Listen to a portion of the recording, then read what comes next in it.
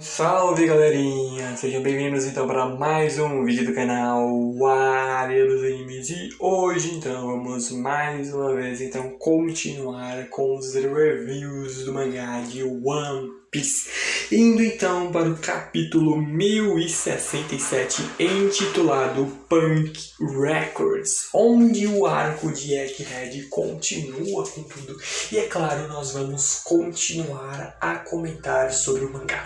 Só que antes de começar a comentar sobre tudo isso e muito mais, eu espero imensamente que vocês gostem desse vídeo e que então, é claro, justamente por isso, deixem um like e se inscrevam no canal e também, é claro, ativem o sininho das notificações para receberem todos os vídeos do canal. E então, é claro, sem mais delongas, bora para o vídeo!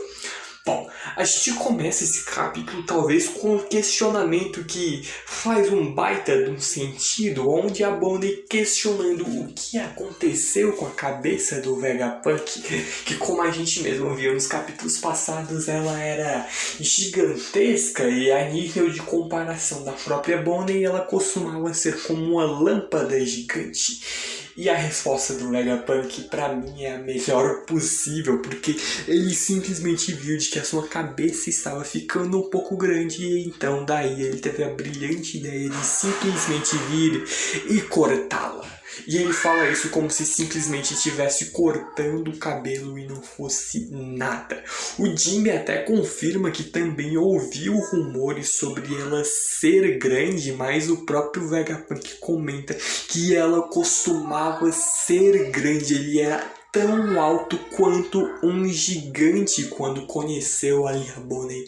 Então o maluco tinha um cérebro que, caraca, era enorme a nível de continuidade de comparações. A Bonnie continua dizendo que era como se fosse um baita num balão, mas como que a cabeça dele ficou menor e como que inicialmente, na verdade, ela era tão grande, por mais que em One Piece nós tenhamos designs de personagens já bem únicos em alguns momentos, mas o ponto é de que o Vegapunk simplesmente se tornou um homem cérebro, porque ele comeu a fruta do cérebro, a Nomi Nomi Nomi. Fruta essa que lhe permite memorizar uma quantidade ilimitada de conhecimento e faz então o seu cérebro crescer proporcionalmente. Ter um banco de dados infinito no cérebro é uma habilidade útil pra caramba para um gênio como o Vegapunk. Ele que basicamente agora é o homem que tem o maior cérebro do mundo e que continua a crescer. Só que o Luffy vem com as suas grandes perguntas que até fazem sentido. E ao menos pro Luffy, quando ele pergunta onde então o Vegapunk colocou a sua cabeça, já que meio que isso significa agora que ele é um baita de um idiota porque cortou a sua própria cabeça, enquanto o resto do pessoal vai comentando, o Luffy vem com as suas típicas perguntas, só que cai até em um bom momento, até na verdade, mas a gente vendo de que o que realmente aconteceu é que nós vemos ali uma maçã meio que como se fosse uma antena, e literalmente é uma antena na cabeça do Vegapunk, que vem basicamente em uma espécie de antena que liga ali a central, basicamente, a antena que está na cabeça dele está ligada tipo a um computador, que é onde basicamente está o cérebro dele. A gente vendo que no topo da ilha, embaixo do ovo gigante que está, nós vemos que diz o nome Punk Records. É o hangar no qual o Vegapunk mantém o seu cérebro. E de fato a gente vendo que sim, é um espaço terrivelmente gigantesco, que demonstra o quão gigantesco ali é o cérebro do Vegapunk, que vê de que não há perigo em ficar longe, pois a antena dele pega as ondas cerebrais do seu cérebro. E a gente vê de que também eles já conheceram alguns outros Vegapunks, como por exemplo ali o grupo do Luffy já conheceu a Atlas. Ela que é um dos 6 clones do Vegapunk, que é a Nestria. E não, como o Luffy pergunta como um ninja, não, ele não é um ninja. cada um desses clones é uma parte diferente do Vegapunk mesmo, e um especialista em uma própria área de atuação. Eles chegariam na sua personalidade completa se eles se combinassem, mas eles conseguem realizar 6 trabalhos uma vez separados. Ou seja, cada um deles é basicamente uma extensão do conhecimento do Vegapunk, que decidiu se dividir porque é muito mais eficiente, já que ele tem mais 6 pares de mãos para fazer tudo que ele tem de fazer, de estudar, de pesquisar e de criar, como o gênio gigantesco que ele é. E cada um deles se conecta ao Punk Records uma vez no dia para sincronizar suas experiências e conhecimentos. Sua personalidade e missões são separadas, fazendo com que cada experiência valha totalmente a pena. E assim nós vemos ali os nomes e os significados de cada um dos Vegapunks. O Punk 1, que é o Shaka, que representaria a bondade. O Punk 2, que é a Lilith, que representaria o mal. O Punk 3, que é o Edson, o pensador. O Punk 4, que é o Pitágoras, o sábio. O Punk 5, que é a Atlas e representa a violência. E o Punk 6, que é a Yor, que representa o desejo. E todas essas 6 personalidades e o Vegapunk compartilham o mesmo cérebro. De fato, é algo absurdo. Mas, para melhor comparação, é como se todos tivessem acesso a uma mesma biblioteca. Se, por exemplo, ele pudesse deixar qualquer pessoa do mundo se conectar ao seu cérebro, é como se toda a humanidade tivesse adquirido seu conhecimento. Além disso, se a população mundial passar a atualizar o Punk Records, isso criaria um mar de informação que transcenderia o seu cérebro e como que o cérebro do próprio Vegapunk conseguiria fazer sozinho. O cérebro pode um dia ser compartilhado pela humanidade. Então, de fato, seria algo absurdo. É como se fosse algo muito além até mesmo do que o próprio Google, por exemplo. É algo que, justamente porque a tecnologia que existe no mundo de One Piece, mesmo que seja um mundo de piratas, é muito mais avançada do que a nossa. Então é algo de fato muito louco e muito genial da parte do Vegapunk. Óbvio que se você deixar todo mundo compartilhar suas ideologias conflitantes, todos os preconceitos iriam acabar levando a problemas, como o próprio Jinbe coloca ali como informação. E de fato o Jinbe está certo, mas a ciência nunca progrediria se passássemos o tempo todo preocupados com coisas assim. Mas o ponto é de que a própria Bonnie confirma isso. Ele sempre está disposto a fazer sacrifício pela ciência. E é por isso que o pai dela, o Kuma, se tornou uma arma sem coração. E ela simplesmente pegando ali aquele sabre de luz, vem na direção do Vegapunk, pedindo para que ele transforme o seu pai de volta ao normal.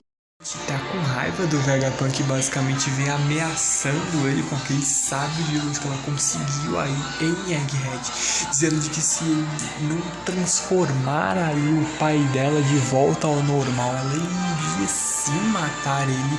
Onde a gente vê que o ódio dela é imenso, ao ponto da gente ver ela chorando com raiva do Vegapunk pelo que ele fez ali com o Kuma. Só que no fim das contas ela não consegue fazer muita coisa, porque vem alguns insetos robôs que depois o próprio Vegapunk diz que foram algumas construções falhas dele, que basicamente acabam fazendo a Bonnie desmaiar por ter ali um baita de um medo de insetos.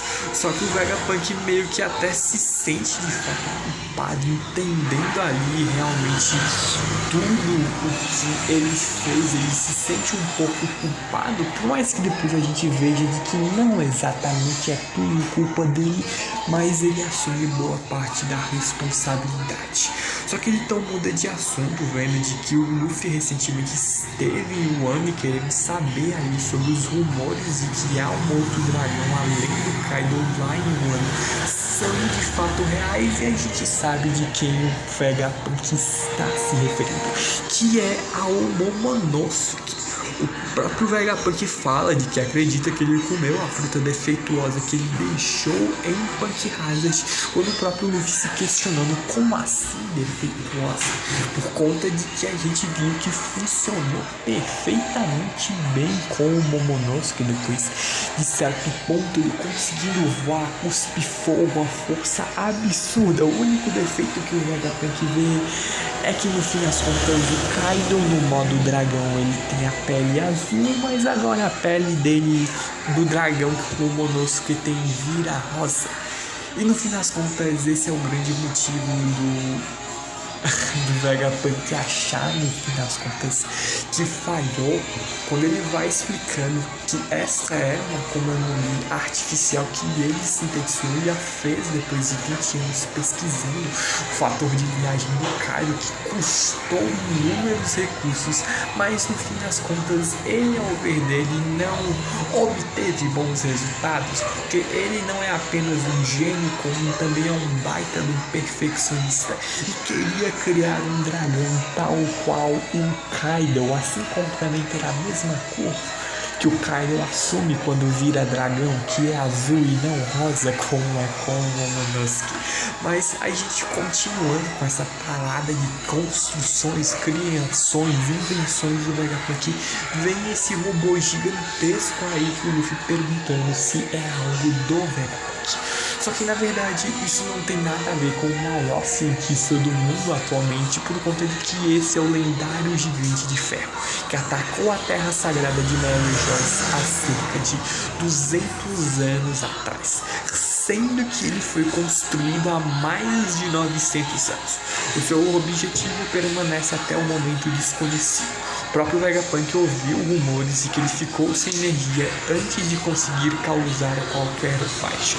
Só que de toda forma, ele tem certeza de que os cientistas daquela época estavam absolutamente espantados. Tecnologia tão avançada pareceria algo de outro planeta para eles. Nenhum deles saberia dizer de onde esse gigante veio ou o que ele estava tentando fazer.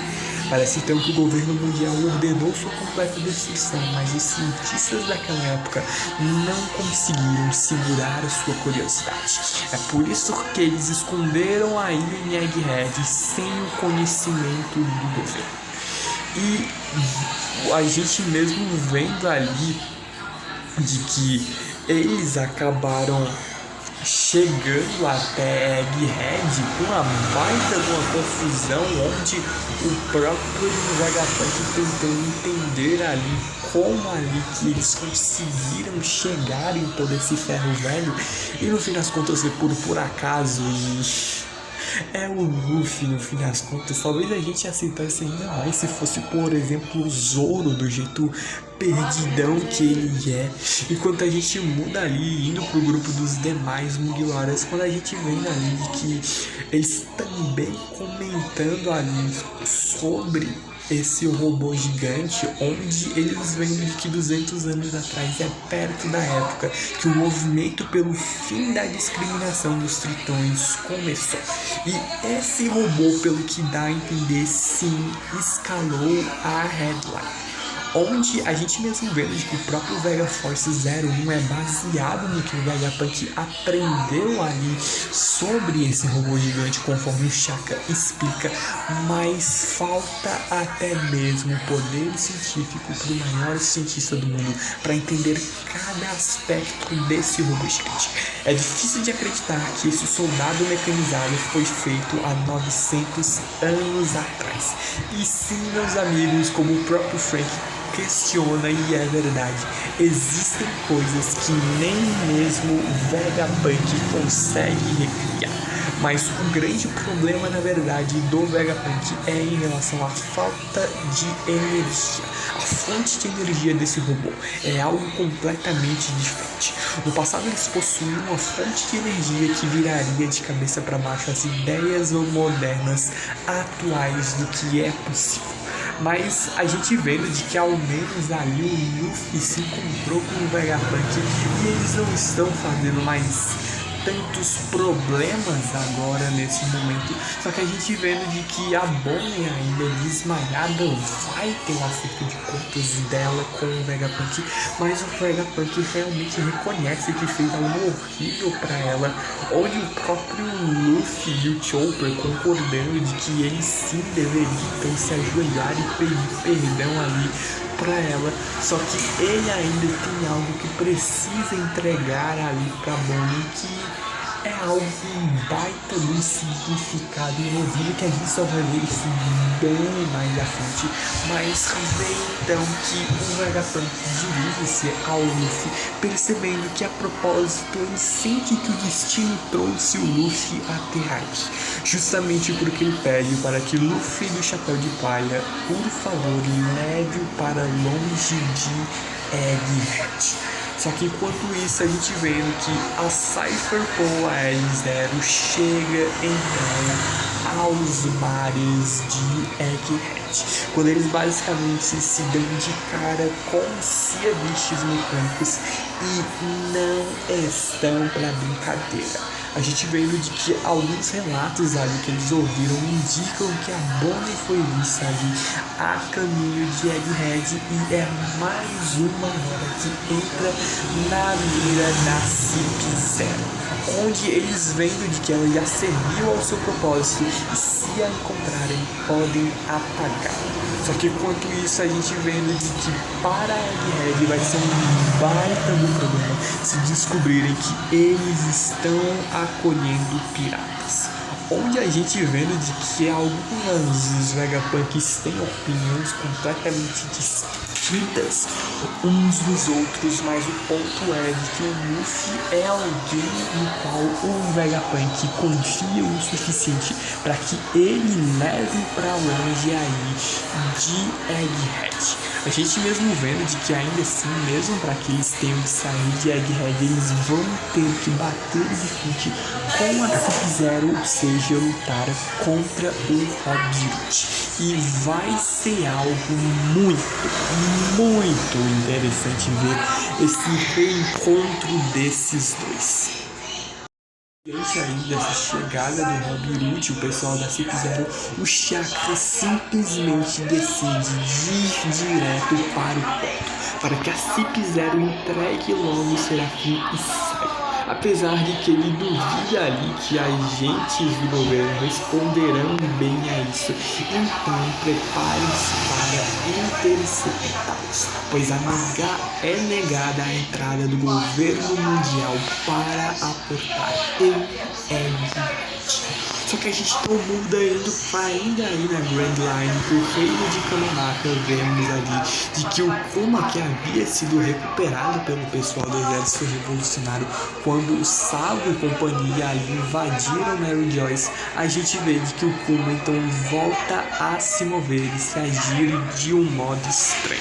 A gente mesmo vendo que os revolucionários tentando entender o que está acontecendo com o Kuma, achando que ele talvez esteja sendo controlado pela marinha, quando de repente ele começa a simplesmente correr a alguma coisa, rumo a algo que nós por hora não sabemos. O próprio Dragon se questiona o que o Kuma está fazendo, para onde ele tanto quer ir, enquanto o Ivankov grita para que ele fique com eles, porque está prestes a começar a batalha do exército revolucionário.